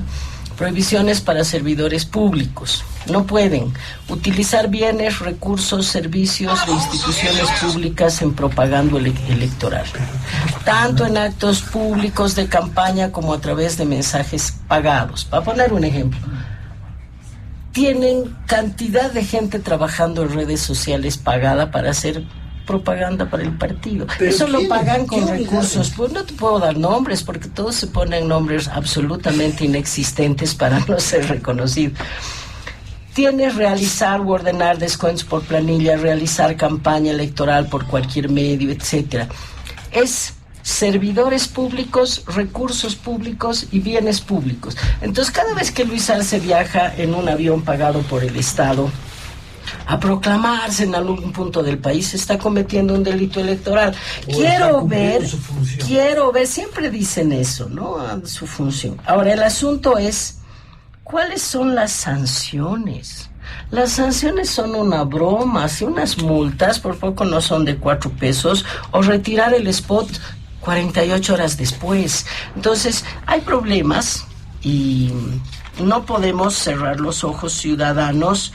Control electoral es lo que queda. Pasando al punto de preocupación del José Luis, que tiene que ver con este arancel del 10% que ha determinado el gobierno de Donald Trump. Yo creo que la preocupación no viene tanto por la medida, sino por el efecto, el impacto que va a tener a nivel internacional, que va a generar seguramente una repercusión para nosotros, que somos una economía tan pequeña, tan abierta y tan dependiente de la economía internacional, ¿no? ¿Por qué? Porque en realidad las exportaciones de Bolivia a Estados Unidos son tan chiquititas, eran de alrededor del 2.6%, han bajado al 2.2%. Estamos hablando de que son alrededor de 270 millones de dólares, han bajado, ¿no? No es una cifra que vaya a poner en crisis a la economía boliviana, que ya está en crisis, no necesita de Trump para estar en crisis, basta con el MAS, ya estamos en crisis. Pero ese 2.2% o 2.5% no es un impacto tan severo en las exportaciones bolivianas hacia Estados Unidos. Por otra parte, el hecho de que un Estado quiera preservar los intereses de su propia economía con medidas proteccionistas para fomentar la producción nacional, reducir su déficit o proteger sus empleos y su industria local, es algo que en este contexto en el que somos tan vulnerables a los golpes de la economía internacional, deberíamos realmente envidiar y copiar. Claro, no tenemos las condiciones, pero no se puede cuestionar así de simple una medida que pasa por cuidar los intereses de los estadounidenses. Entonces, no nos va a afectar tanto de manera directa este arancel, José Luis, nos va a afectar el impacto que va a tener por el comercio con la China, con Europa, con otros países y por los precios que van a afectar a los consumidores. En realidad, quienes van a pagar un 10% adicional son los consumidores en Estados Unidos, que implica que pueden bajar la demanda de ciertos productos de importación. Los nuestros tienen que ver con castaña, quinoa, algunos minerales. No es algo tremendo, pero el impacto que va a tener en nosotros, lo que pueda pasar con la reducción del consumo de productos chinos, probablemente en mediano plazo lo vamos a ver como un efecto significativo. Es el contexto mundial y su incertidumbre que también nos afectan muchísimo. Pero ¿cuánto hemos hecho para realmente tener un grado de certidumbre en la economía interna? Cuando entró el MAS al gobierno, había una mayor producción de harina que la que hoy existe. Hoy dependemos de la harina argentina, creo, para el pan de batalla. Teníamos algunos productos que se exportaban, me acuerdo del ATPDA y los, ¿qué se llamaban? No tradicionales, ¿qué? No, eran preferencias arancelarias. Claro, las preferencias arancelarias que han posibilitado que durante muchos años pequeñas empresas en el Alto y en asociación con algunas más grandes exporten a Estados Unidos. Todo eso ya no existe, ¿no? Ya no existe y probablemente vamos a tener que volver a este tema, José Luis, de aquí unos meses cuando veamos el impacto a nivel mundial que ha tenido la medida de Trump y cuánto eso nos afecta porque somos tomadores de precios. Tenemos un mercado muy chiquitito, ni siquiera todos los bolivianos son parte de esa lógica consumista. Hay mucha parte de la población que produce lo que come, que no entra todavía en esta lógica de mercado, razón por la cual no le va a afectar en nada a una parte significativa de la población. Muy bien, ¿qué dice don Manuel Morales en este segundo punto del programa? El tema económico, los problemas que aún están latentes a pesar de que todavía no se han consolidado muchas medidas de presión, pero siguen los anuncios, siguen las advertencias. Sí, empecemos por el ámbito internacional, ¿no? Donald Trump está sorprendiendo porque está tomando medidas altamente proteccionistas, es decir, ha decidido imponer aranceles prácticamente a todos los países con los cuales comercia, le llaman recíprocos, pero no son aranceles recíprocos, ¿no? Sino son aranceles unilaterales que sí van a generar una reacción recíproca. Ahora, Donald Trump es una persona que está intentando, con estas medidas que aparentemente no están dando todavía resultados, veremos si pasa en lo posterior, proteger la industria norteamericana y obligar a que la mayoría de las industrias que están haciendo Maquila, John Ventures en otros países retornen a Estados Unidos, ¿no?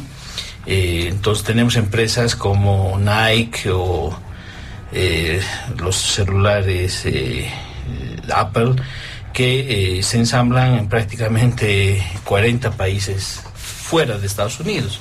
La medida busca que toda esa tecnología, esas empresas, esa forma de procesar retorne a Estados Unidos. Ahora bien, esto pues desbarata muchos criterios que están en boga de muchas personas que consideran que estamos en una era o que la solución a los problemas es el liberalismo a ultranza, ¿no? Es decir, libre comercio, libre exportación, libre importación, todos tenemos derecho a vivir en la máxima libertad y Trump nos está dando o les está dando a ellos con el traste de una política económica ultraconservadora. Pero esto está generando el crecimiento de otro polo, es decir, estas medidas en Estados Unidos están generando más bien que muchas empresas transnacionales o muchos capitales o inversionistas ahora tengan como un punto de atracción China, precisamente. Y China el otro día, la máxima autoridad del país chino se ha reunido con los CEOs o los máximos representantes de varias empresas internacionales y les ha planteado que China sigue con las puertas abiertas a la inversión extranjera, que esa inversión extranjera es bienvenida, va a ser protegida y que goza de las mismas normas y de la misma seguridad jurídica que ha tenido en el pasado, que la va a mantener ahora y que la va a proyectar hacia el futuro. Entonces estamos ya en un ámbito de una guerra comercial, no solamente es que vamos a sufrir algún efecto de estas medidas arancelarias, sino que estamos entrando a un proceso de una guerra global comercial, donde China le está planteando al mundo que ellos están dispuestos a seguir avanzando en la digitalización, en la utilización de la inteligencia artificial y en la ecologización de sus procesos. Esta última parte me parece muy interesante porque la ecologización es una especie de la transformación del medio ambiente y la restauración de espacios ecológicos. Parecería que China se está yendo un poco a la vanguardia, ¿no?, en materia productiva, y que vamos a ver cómo hay esta confrontación respecto a lo que está haciendo Estados Unidos. Evidentemente nos va a afectar, en realidad no nos va a afectar de manera directa, sino le va a afectar a los consumidores norteamericanos que compran estaño, wolfram, antimonio boliviano, por supuesto castaña y quinoa, pero en condiciones muy, muy bajas. Estamos hablando de 20 millones, 27 millones de dólares que se exporta de quinoa o de castaña. Es decir, es muy poco significativo el intercambio. Ahora bien, volviendo un poco al país, ¿no? Esta situación entonces de guerra comercial a escala internacional, en la cual vamos a estar como espectadores o como actores presentes y participantes, tiene en Bolivia la mantención de la crisis económica actual. Y es una crisis del modelo, ¿no? Es un modelo que está en un final de ciclo y es importante analizar el modelo previo, que ha sido el modelo neoliberal, que ha tenido sus pros y sus contras, pero ahora estamos viviendo la finalización del modelo del MAS, que ha tenido como elemento fundamental la acumulación estatal de capital. Y ha sido además una transición pacífica que ha habido del modelo neoliberal al actual modelo. No ha habido grandes resistencias ni grandes oposiciones a esta transformación. Pero lo esencial del actual modelo es que se basó en los altos precios de las materias primas. La exportación de gas a Brasil y a la Argentina los altos precios de los commodities, especialmente de la soya, pero los precios extraordinarios de los minerales le ha permitido al gobierno del MAS gozar de unos ingresos sustanciales que han sido pues dilapidados, derrochados, pero que también han incentivado o han llegado al consumo de la ciudadanía. Por eso Luis Arce hablaba de que en Bolivia había un efecto, el mercado interno, que nadie lo entiende, nadie lo comprende, que es el mercado interno el que dinamiza nuestra economía. Pero en realidad era parte de este consumo, gracias al modelo extractivista, a los altos precios internacionales, de los cuales también la gente pues tenía bonanza. Había épocas donde hubo doble aguinaldo, donde la gente podía comprarse cosas, consumir, y por supuesto no nos dimos cuenta, o la mayoría de la población no se dio cuenta, que era un consumo improductivo. Es decir, no estábamos consumiendo, no estábamos en una época de bonanza, porque estábamos produciendo mucho y mejor y de manera diversificada, sino porque estábamos recibiendo los beneficios de esa exportación. En consecuencia, esto ha hecho crack, esto se está cayendo. Y por lo tanto necesitamos pensar, en discutir cómo a partir de las nuevas elecciones se puede abrir una posibilidad de no solamente cambiar de gobernantes, sino de cambiar del modelo. Creo que ese es el debate central que deberíamos tener y al cual todos los bolivianos deberíamos encaminarnos. De mi parte, considero que la gente del MAS, sea Arce, Lucho, Evo, no van a tener la capacidad más que de darle continuidad a su modelo, porque lo han creado, han usufructuado del mismo y su horizonte tampoco contempla una transformación del mismo. Los últimos esfuerzos que está haciendo el gobierno de Arce nos están demostrando que prácticamente todo lo que ha construido, lo que ha edificado, prácticamente resulta estéril, por ejemplo, para poder aprovisionar a la economía estatal de dólares. Y esto, si quieren pruebas, lo vemos todos los días. Y también la inmensa incapacidad que tiene el gobierno al haber fracasado la política de la bolivianización y al admitir que con dólares se importa, y que no solamente se importa combustible, sino que el sector privado importa hasta paracetamol, ¿no ven?, las farmacias, o que los sectores productivos como el agronegocio cruceño, incluyendo la ganadería, importa semillas, importa herbicidas, importan vacunas para las vacas. Es decir, prácticamente hemos quedado como un país que sigue manteniéndose en la senda de la dependencia, el atraso y el saqueo económico, que el MAS no lo ha revertido porque tampoco tenía la intención de hacerlo, más bien de usufructuarse como una nueva élite del vivir bien en esta componente con los sectores corporativos que obviamente se han beneficiado. Ahí están los cooperativistas, los cocaleros, el sector financiero, el sector del agronegocio. Entonces, para ir cerrando, la idea es que la campaña electoral, el próximo gobierno, nos permite la posibilidad a los bolivianos de pensar cuál debería ser la solución a este modelo. Y por supuesto que este modelo no lo vamos a encontrar en el viejo modelo neoliberal que ha sido ya superado históricamente, ni en sus exponentes, sino que la posibilidad de articular una propuesta económica va a tener que nacer de un nuevo proceso que se tiene que gestar dentro de la sociedad y que para mí tiene como esqueleto, como estructura, como columna vertebral la gestión del conocimiento, es decir, la capacidad que tenemos de hacer un diagnóstico, pero la capacidad que tenemos de generar innovación, investigación, la capacidad que tenemos de generar procesos de investigación aplicada, ya ni siquiera básica, pero de investigación experimental, ni siquiera la básica y la aplicada, de la capacidad que tengamos de apropiarnos de procesos de digitalización, de inteligencia artificial, que podamos tener los bolivianos la capacidad, y junto al Estado y el sector privado, por supuesto, de generar nuevas formas de conocimiento para poder desarrollar la industria del litio, la industria minera, la agroecología, poder desarrollar los procesos que corresponden al desarrollo de nuestras enormes potencialidades en turismo, en la producción de alimentos, etcétera, etcétera. Entonces, yo no veo que el MAS vaya a dar respuestas económicas, a replantear su propio modelo, más que a profundizarlo, y tampoco encuentro en los actores políticos tradicionales, opositores, que tengan las condiciones para plantearle este nuevo modelo, ni siquiera para aperturar un nuevo proceso de construcción de conocimiento para salir de la crisis. Y ahí si escuchamos que vamos a tener dólares en 100 días, bueno, es ridícula la propuesta, o que vamos a ir a endeudarnos nuevamente con el Fondo Monetario por 12.000 millones, tampoco es la solución, ¿no? Ese sería un poco mi comentario sobre este tema.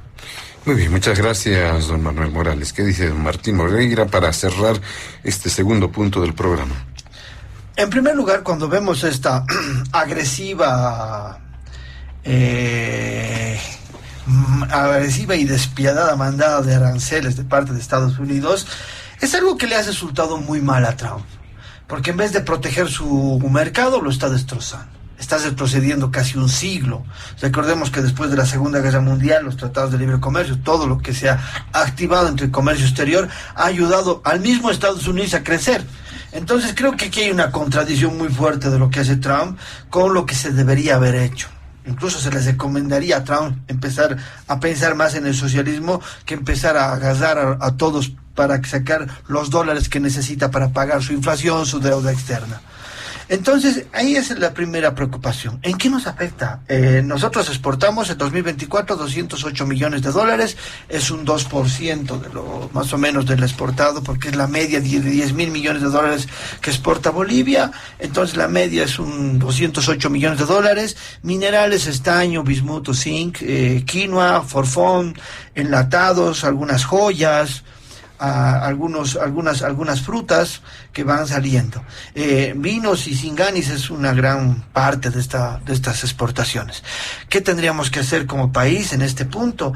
Es empezar a buscar mercados libres que van a quedar con estos aranceles. Por ejemplo, China ha dejado de importarle a Estados Unidos carne de res, de cerdo, pollo y soja. Nos abre un mercado interesante para algunos productos agropecuarios. En el tema minerales, la demanda de minerales en el mundo es muy alta, en especial de China y otros países. Entonces ahí tenemos minerales que nos vamos a dejar de exportar a los norteamericanos, que no nos va a afectar, y lo podemos ir acomodando en otros sectores sin pagar un arancel de 10% que puede resultar muy fuerte. ¿Qué hacemos con los productos que sí o sí van a tener que seguir yendo de exportación a Estados Unidos? Ejemplo, vinos y singanis. Esto es clave recordarlo. Hay que ver, esto tiene que ser con un diálogo con el Estado para ver nuevos mercados. 2, para ver si estos en sus cadenas logísticas y cadenas productivas pueden abaratar sus costos para poder absorber el costo del arancel y ser competitivos en el mercado norteamericano. O ver la opción de hacer subir su producto, pero sin que les afecte mucho la competitividad en estos productos especial ya elaborados que salen a Estados Unidos. Ahora, cuando Jimena decía, bueno, había acuerdos como el ATPA que nos favorecían, podían mandar textiles, habían así pero ¿qué te decía Estados Unidos? Y eso también no podemos dejar de mencionarlo. Voy a poner bases militares aquí y aquí. Te voy a condicionar con esta política que va a generar un condicionamiento político económico para presión social. Eso hacía, nos han puesto bases por todo lado, y con esas condiciones podía sacar las exportaciones, y era así, y funciona así, y siempre va a funcionar así Estados Unidos. Siempre te va a tratar de condicionar con bases militares. Y teníamos bases militares, o no teníamos bases militares. En el Chapare teníamos 2 o 3 que eran de la DEA. Sí teníamos bases militares aprobadas por el señor Tuto, por el señor Banzer, por el señor Gonzalo. Teníamos bases. Entonces, ¿por qué nos condicionaban? Para que podamos exportar. Entonces ahí había un sobrecondicionamiento de las exportaciones, y también está el Fondo Monetario atrás con USAID. Ojo, no hay que olvidarse de eso, que lo que llegamos a exportar era ¿cuánto? $400 millones.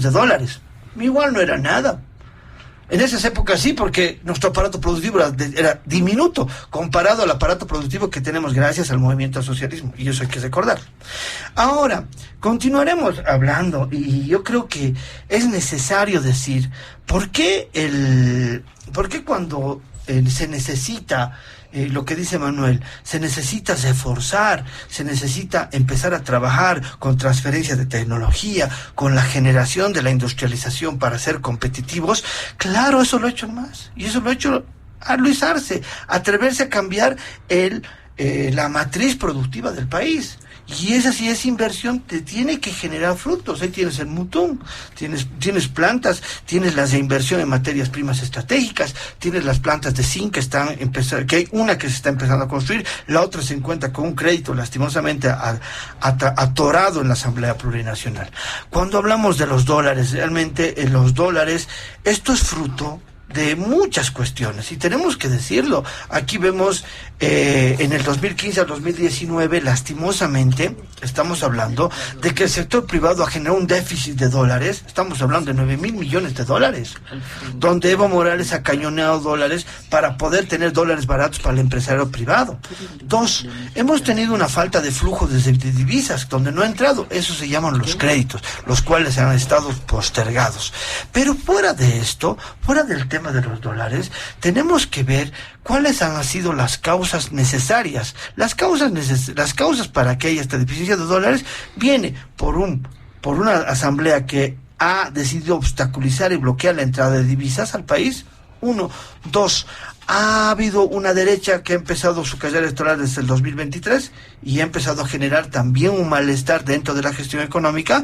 Y también vemos que aquí hay como una especie, se podría decir, de boicot, lo cual ha empezado a generar un malestar en el país en el tema de divisas. Pero viendo de cómo poder salir de esto, lo que nos propone el arcismo, el masismo, nos propone ¿qué? Nos propone una continuidad de consolidar la industrialización para generar sostenibilidad, aprovechando y dándole valor agregado a la materia prima boliviana con la entrada de la manufactura. Y eso se va a dar gracias a la transferencia de tecnología. La tecnología es esencial para que los jóvenes y se empiecen a generar nuevas acciones de campo para productivo. Ejemplo, el Mutum es una transferencia de tecnología con equipos últimamente los más recientes, ¿no? Y aquí vemos el fracaso de la derecha, porque la derecha siempre ha apostado por la venta del país a pedacitos, y lo ha vendido miles de veces, ¿o no, querida Jimena? Lo ha vendido desde... ¿Cuánto ha producido en la capitalización de yacimientos con las transnacionales? 113.000 millones de dólares. ¿Cuánto han dejado de impuestos? 250 millones de dólares. Ni el 0,2% han dejado de impuestos estos señores. Y te vienen a ofrecer lo mismo ahora. Y seguro, gracias a este modelo económico que tenemos, no nos afecta la injerencia norteamericana y no nos afecta que nos suben los aranceles, porque tenemos mercados mucho más grandes que nos ofrece esta multipolaridad económica, esta diversidad, podemos decir esta pluralidad de mercados que podemos optar, desde el mercado chino, hindú, Europa, para países de la región. Entonces sí se tiene oportunidades comerciales y no nos tenemos una dependencia como Perú, por ejemplo. A Perú sí le ha lastimado muchísimo este 10% de arancel, porque depende mucho del mercado norteamericano, porque está condicionado, y gracias al modelo económico boliviano, gracias a esta reafirmación y a esta diversidad de países que se han conseguido mercados para productos claves como la soya, la carne, entre otros, minerales, entre otros, podemos decir que Bolivia no depende de Estados Unidos y que Bolivia este tema de aranceles le libera un poco para un efecto económico. Pero hay que también decir que también el tema de importaciones nos va a favorecer, porque muchos precios que, por ejemplo, el barril de petróleo mexicano, que ha dejado de exportar México a Estados Unidos, va a reducir. Entonces eso nos interesa a nosotros, porque somos importadores de carburantes, en especial de petróleo. Entonces podemos conseguir precios baratos de México. Entonces son opciones que se te abren, mientras que Estados Unidos ahora el 50% de sus refinadores, de sus empresas refinadoras están a la mitad, o sea, no están refinando, y el galón de la gasolina ya está, y de la gasolina está por $13, y el galón del diésel cerca a los $18. Entonces estamos hablando que Bolivia, con el modelo económico y con estas fases de industrialización que está proponiendo Luis Arce, se libera de este tipo de presiones internacionales, pero sí te ofrece importantes mercados para reafirmarte. Por eso se necesita alinearse en una sola voz entre privados y públicos para generar productividad y mayores exportaciones para el país. Muy bien, muchas gracias. Le damos a don Martín Moreira, dando cuenta también de estos temas que se están manejando en Diálogo en Panamericana. Nos vamos al último punto del programa, y este tiene que ver con la situación, algo que ha llamado la atención, que poco a poco va a generar reflexión. Muchas oportunidades se la ha realizado, pero sin duda es muy importante, sobre todo cuando se vincula de una representación de los trabajadores, como es la Central Obrera Boliviana, a más de 3 años de extensión, por lo menos legal, de las funciones de su secretario ejecutivo, pues tenían que ser 2 años de funciones como secretario ejecutivo de Juan Carlos Guarachi, supuestamente y de manera legal, por estatuto se amplían otros 2 años, pero está 7 años, poco más. Don Juan Carlos Guarachi al frente de la Central Obrera Boliviana. ¿Qué es lo que está ocurriendo en la COB? ¿Cuál puede ser el viraje que puede plantear la COB en una coyuntura tan difícil ahora que se está presentando en el escenario? También en el ámbito laboral podría haber un movimiento, tomando en cuenta que en varios sectores sociales hay dualidad de dirigencias, ¿no es cierto?, de representaciones. Empezamos con usted, señora Jimena Costa. Decirles a nuestros invitados, por favor, vamos a cortar brevísimo el tiempo de participación a 5 minutos por participación. Okay. Señora Jimena Costa. Gracias, José Luis. La salida de Juan Carlos Guarachi, después, como tú lo has mencionado, de tantos años de entornillarse en el cargo, es la prueba de la desinstitucionalización que atraviesa la Central Obrera Boliviana, como otras organizaciones del movimiento popular, donde no han sido obedientes y obsecuentes al poder, han sido duplicadas y clonadas y cooptadas gradualmente, o al menos cooptadas las dirigencias.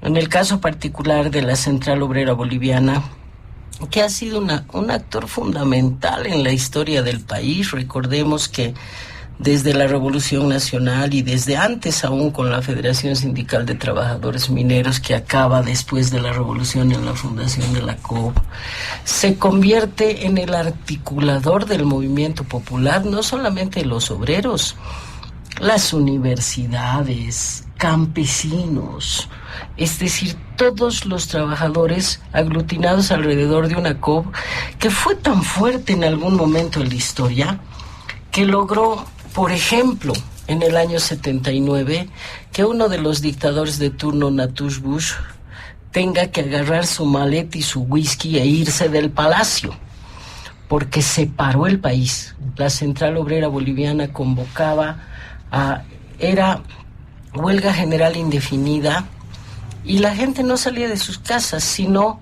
en medio de los francotiradores a comprar algo de comer, pero el país estaba parado, y eso era convocatoria de la COB. Esa COB ya no existe. La COB de Lechín, de Simón Reyes, de tantos dirigentes que en su momento han representado fielmente los intereses y necesidades del pueblo boliviano, ya no existe más. Se ha convertido en llamémosle, una de las facciones alrededor del partido en función de gobierno. Llaman movimientos sociales a una serie de organizaciones políticas que son parte de un partido que no es un partido de estructura directa, sino de estructura indirecta, donde no se trata de inscribir la militancia en un libro, sino de que la organización plena hace una asamblea y toma la decisión de apoyar una política. Es una estructura diferente. Pero lamentablemente esto implica la pérdida total de independencia de las organizaciones de mediación de la sociedad. Acaban siendo funcionales al poder, obsecuentes al poder, y les han estado... Mejor no uso adjetivos y me cuido porque tengo muy mala costumbre de decir lo que pienso incluso en la radio, pero los han estado cebando, diré, con algunas ventajas y privilegios, hoteles, vagonetas, centros deportivos y demás, para acabar siendo funcionales al poder y no a los intereses de los sectores afiliados a la Central Obrera Boliviana. El rol de Guarancha ha sido nefasto para la COP. Ha sido funcional al poder al extremo de ser servil a Evo Morales y después pedirle la renuncia, ser servil de nuevo a Yanine Áñez y después acomodarse con Luis Arce. Eso hemos visto de manera pública durante este tiempo, es decir, servir al poder, no solo a un partido. Y eso es exactamente lo contrario a el fundamento principal que ha tenido la Central Obrera Boliviana desde su nacimiento, ser la representación de los intereses del movimiento popular frente al Estado, ha acabado siendo un actor funcional y servir al Estado. Insisto, lo veo como una oportunidad para que ojalá no sea otro dirigente servil al poder, otro yuncu del presidente que asuma la dirigencia de la Central Obrera Boliviana, sino que recuperen su independencia, no solo frente a este gobierno, sino frente a cualquier gobierno. Mientras mayor independencia política de la Central Obrera y de las organizaciones sindicales, mejor representan los intereses de sus sectores. Creo que ahí no hay ninguna duda y esperemos que son 58, creo, sectores afiliados a la Central Obrera Boliviana, hagan una evaluación muy importante en esta coyuntura tan particular de la próxima elección para no tener dependencia político-partidaria de absolutamente nadie. Muy bien, muchas gracias, señora Jimena Costa. Manuel Morales, ahora, en los últimos 5 minutos, en este último punto. Sí, es importante hacer un breve análisis, ¿no? De cuál es la relación del sindicato con las organizaciones políticas y el rol de los sindicatos en Bolivia. Es cierto que la COP ha tenido un rol histórico muy importante, pero en los primeros años del gobierno del MAS, la COP no estaba alineada al gobierno. No, era absolutamente independiente, continuó con una lucha sindical, pero como antecedente tenemos que en el año 1992, al interior del movimiento campesino, el MCB, Movimiento Campesino de Bases, elabora un libro rojo donde habla de crear un instrumento político. ¿Por qué 1992? Porque desde el 85 el neoliberalismo prácticamente había impuesto un nuevo modelo y las resistencias políticas habían fracasado. Veníamos de la derrota de la UDP, los partidos políticos no daban pie con bola. Se intentó organizar varias expresiones desde la izquierda como la Alianza Patriótica, la Izquierda Unida, y todas iban fracasando, y lo único que había como vigencia eran las organizaciones sindicales que todos los años hicieron resistencia, un poco infructuosa, pero hicieron resistencia al neoliberalismo. Acuérdense, todos los años había confinamiento, los dirigentes sindicales eran casados en la Federación de Maestros mientras hacían huelgas, eran confinados y prácticamente fue terminando esa resistencia de los sindicatos, aunque fue muy heroica y muy importante en este periodo. Entonces surge la idea del instrumento político y nace la Asamblea por la Soberanía de los Pueblos a la cabeza de Alejandro Vélez, un dirigente campesino muy interesante, y dentro de este movimiento de crear un instrumento político, por supuesto que también eran parte de los cocaleros Evo Morales, pero Evo Morales decidió romper y buscar su propia sigla política, ¿no? Es que le compra la sigla el MAS unzaguista, ¿no?, a Áñez Pedraza, y a partir de ahí se rompe la SP, se queda ahí. Históricamente el MAS gana municipios, ya para el 2004 el MAS ya es una organización política con alcaldías, y logra el 2005 ser gobierno. Pero todavía la relación con los sindicatos no era directa. Era el MAS que llega al gobierno. En la Asamblea Constituyente ya se conforma el Pacto de Unidad y existen roces entre el MAS y el Pacto de Unidad en la Asamblea Constituyente, al grado que el CONAMAC le pone, por ejemplo, candado a la Asamblea Constituyente, demandando que se incorpore varias reivindicaciones indígenas en el nuevo texto. Sin embargo, fue posteriormente el año 2010, después de la movilización indígena, la marcha indígena en defensa del Tignis, la represión que se hizo en Chaparina, que empieza a haber desde el gobierno un cambio hacia los sindicatos y se va a utilizar a partir del año 2010 ya la cooptación, la división, la usurpación de la representación legal.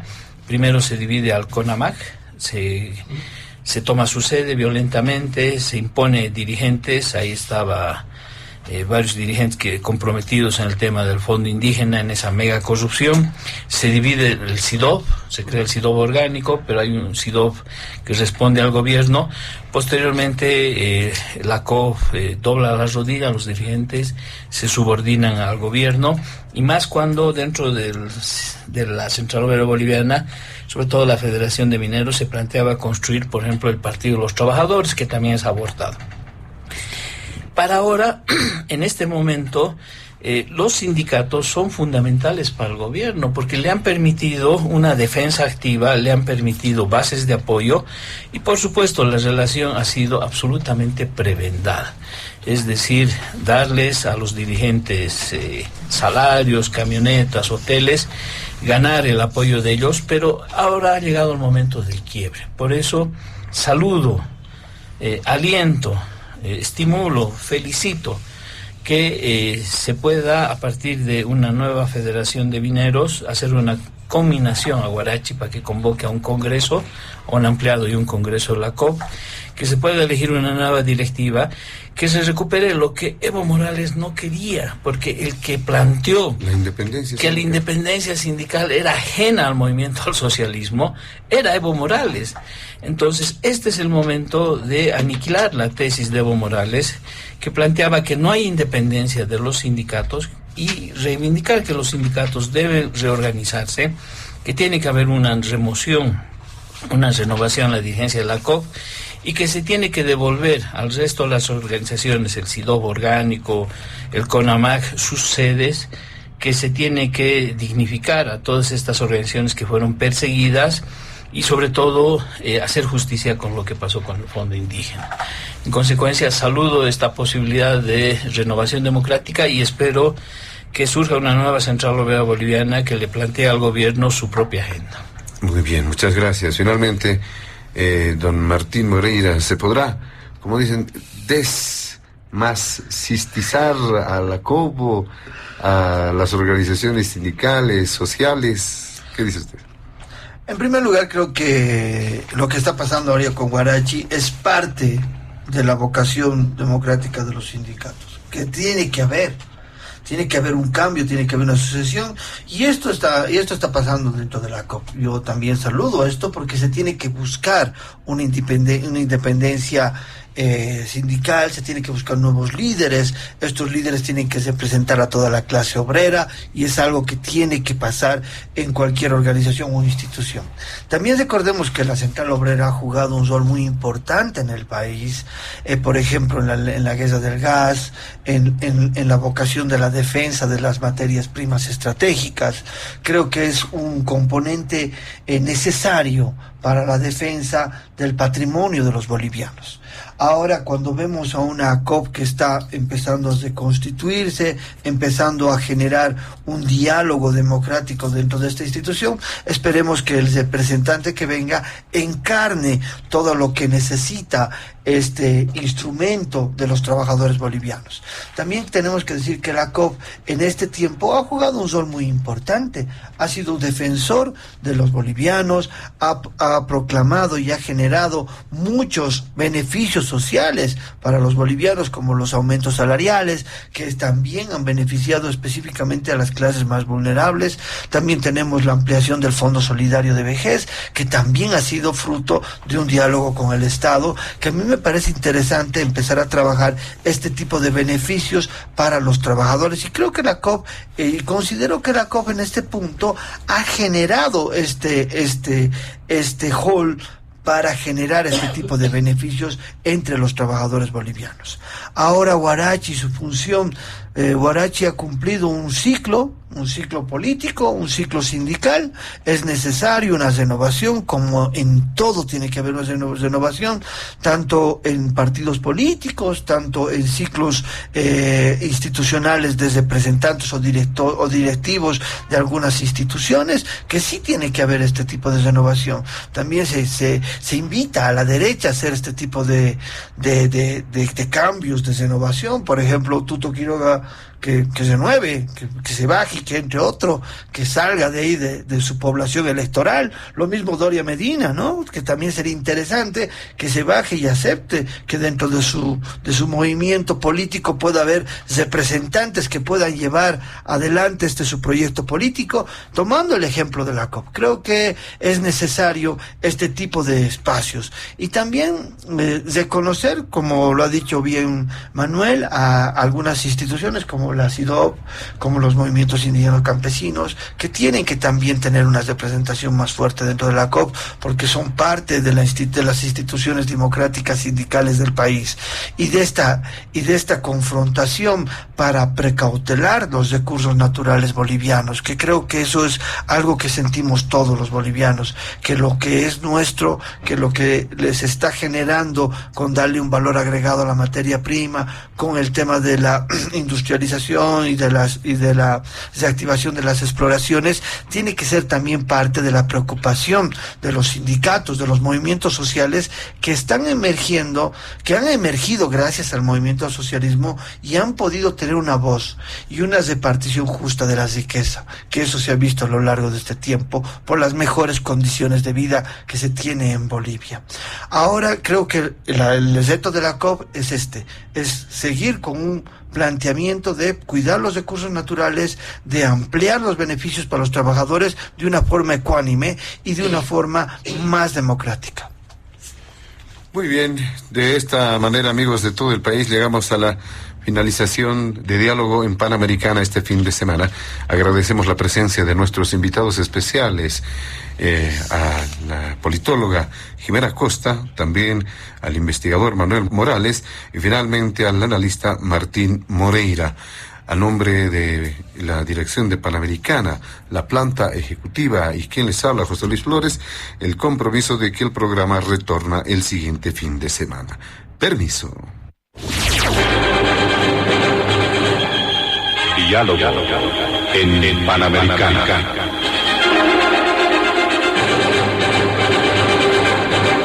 La radio agradece por la atención prestada al programa de hoy. Les invitamos a la próxima entrega del Departamento Periodístico de Panamericana, cuando anunciemos.